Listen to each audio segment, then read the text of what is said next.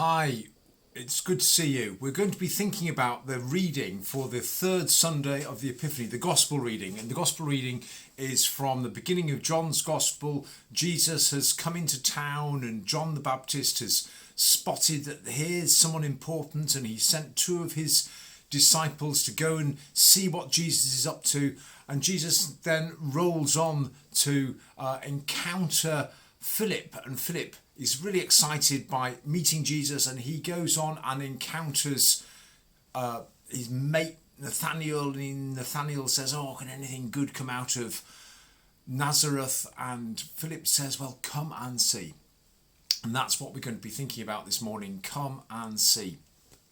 In the Pixar movie Wall-E, Earth has got itself so polluted that human beings have, don't ask me how they've done this, taken up in rockets into space, and because they've gone up into space, they're able to leave robots on the Earth to clear up all the mess that we've done. And the humans up in space, because there's no gravity, well, they lose any sense of muscle tone, and so they end up being reliant on machines moving them around their spaceship. It's a really great movie. It's a dystopian movie.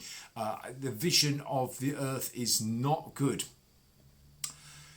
St. John reminds us that we need to move around if we're going to have any sort of spiritual experience. He uses this phrase, come and see. He uses it 3 times. He uses it in our reading today when Nathaniel is invited by his friend Philip to come and see. Is used by Jesus himself when the 2 disciples of John the Baptist say, well, where are you staying? And Jesus says, come and see. And it's used by Mary, who is the sister of Lazarus after Lazarus has died. And Jesus says, well, where is he? And Mary says, come and see. Coming and seeing is a really interesting image, and it's perhaps one that's invite you to take away this week. Coming and seeing is a physical thing. To move around is something that we need to do. In fact, the government early on in lockdown told us to go and to take some exercise. I don't know whether you're still doing that. We're encouraged to keep ourselves physically fit because that's good for our bodies. It's also good for our souls. Coming and seeing is about moving around. When we put ourselves in a different place, then sometimes we see the world afresh. We can hear someone saying, there's a great piece of art, or so-and-so's had a new baby, or whatever, but we can hear it, but that's very different from actually putting ourselves in the place where that piece of art or that new child or whatever is real for us. Coming and seeing is physical, and moving around and maybe going out on one of those walks so that we can encounter the world afresh, encounter God afresh, discover something about ourselves afresh. Well, that's great, and I encourage you to do that. But coming and seeing is more than physical. It's also a spiritual thing.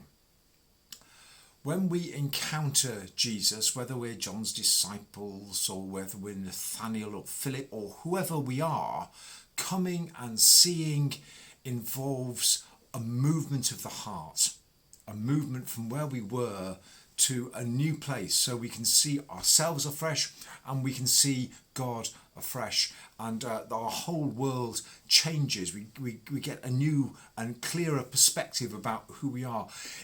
However, it doesn't mean move from here to there, and when you've arrived here, that's all you need to do, that you've arrived.